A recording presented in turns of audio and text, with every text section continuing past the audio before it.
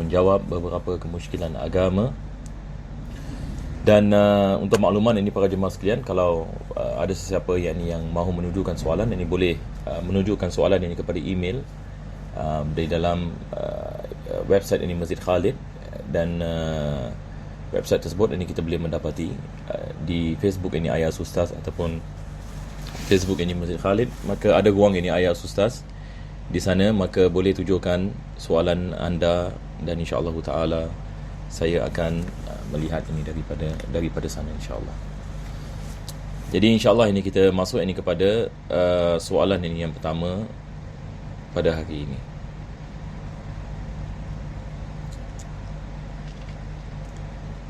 Maka soalan ini menanyakan, Assalamualaikum Ustaz. Waalaikumsalam. Saya ingin bertanya tentang hukum bersalaman antara makcik dan anak saudara. Saya tak berapa faham. Jadi ini adalah bahagian pertama daripada soalan makcik dengan anak saudara. Berkenaan dengan makcik, mahram kita. Anak saudara kita maksudnya adalah anak kepada adik-beradik kita. Anak kepada adik-beradik kita, maka mereka adalah mahram kepada kita.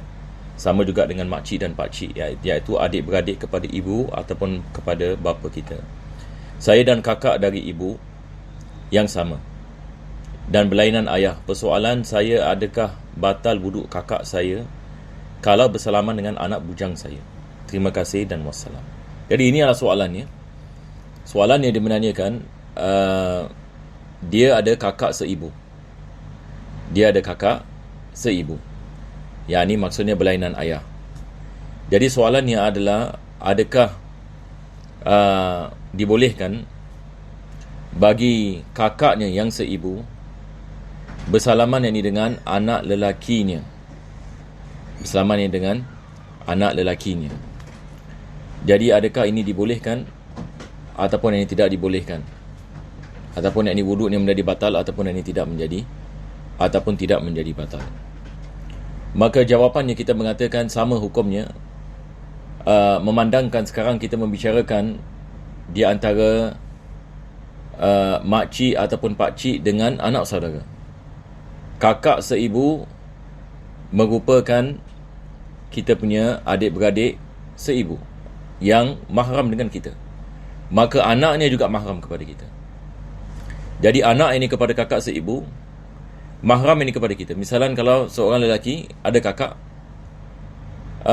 dan kakak itu ada anak perempuan misalnya, maka anak perempuan itu dengan lelaki ini merupakan pakcik dengan anak saudara, walaupun mereka seibu. Sama ada mereka seibu ataupun mereka sebapa, maka mereka adalah adik-beradik, maka mereka adalah mahram. Maka dalam keadaan seperti ini, dibolehkan mereka bersalaman dan tidak diharamkan sama sekali, dan wuduknya tidak menjadi batal. Jadi saya harap kita boleh faham insyaAllah.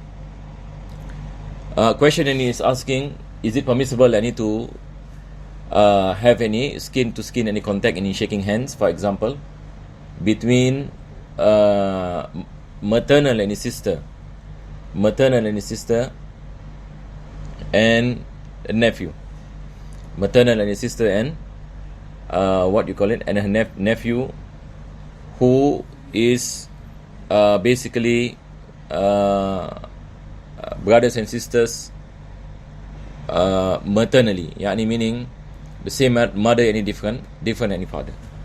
So in this any situation, any in the Islamic any ruling, that if you have any maternal sister, and for example if a person has a maternal sister, meaning same mother different father, they are considered any to have any blood ties, mahram.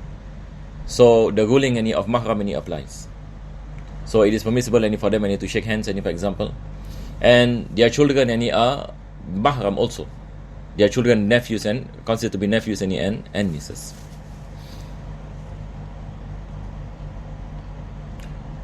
Soalan kedua menanyakan, Assalamualaikum Ustaz, saya nak tanya soalan, bolehkah Ustaz baca dan tidak menilai saya dahulu? Saya ini Islam dan umur 17 tahun. Saya nak berubah sebab saya dahulu dan sekarang masih menonton video lucah. Dan yang paling teruk, saya tidak pernah mandi wajib dan sembahyang selama setahun. Sekarang saya dah sedar dan ingin berubah. Bolehkah Ustaz tolong saya? Saya hampir tak ingat nak cara solat yang betul. Saya sudah berhenti menonton semua dan delete apa segala yang lucah. Sekarang saya hanya berubah dan ingin tahu cara hendak memikul ataupun membuang semua dosa ini.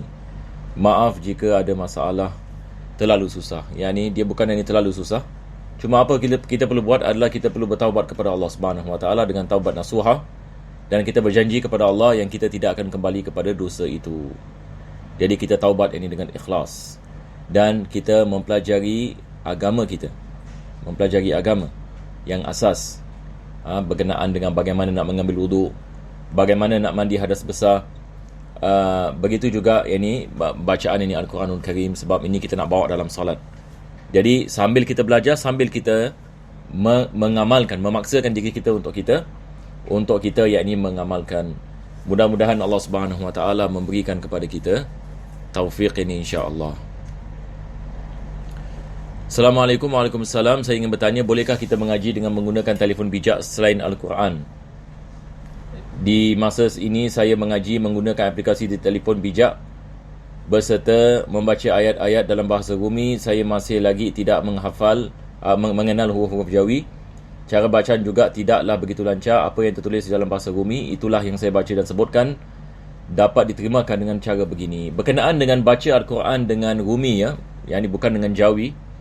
Bacaan ini Al-Quran ini dengan Rumi lebih afdal dielakkan. Tapi kalau sekiranya misalan kita tak boleh baca sama sekali, maka dibolehkan pada permulaan untuk membantu kita untuk kita membaca.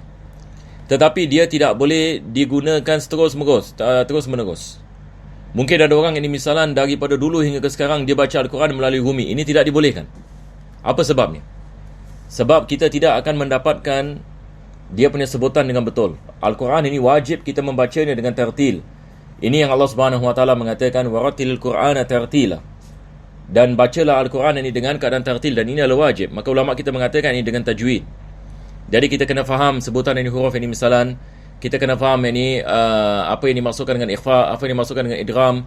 Bagaimana kita nak memanjangkan yakni bacaan, sama ada panjang kepada 6 harakat ataupun 2 harakat. Ini semua kita wajib kita mengetahuinya. Dan kalau kita hanya bersandarkan ini kepada Rumi sahaja, ejaan ini Rumi, maka banyak ini perkara-perkara yang kita mungkin akan melakukan kesilapan, dan ini tidak dibolehkan.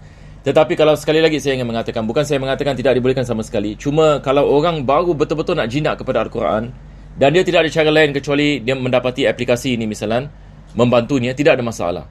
Tetapi jangan kita bersandar kepadanya selama-lamanya. Itu yang saya maksudkan. Yang ini maksudnya bila kita nak menjinak-jinak boleh.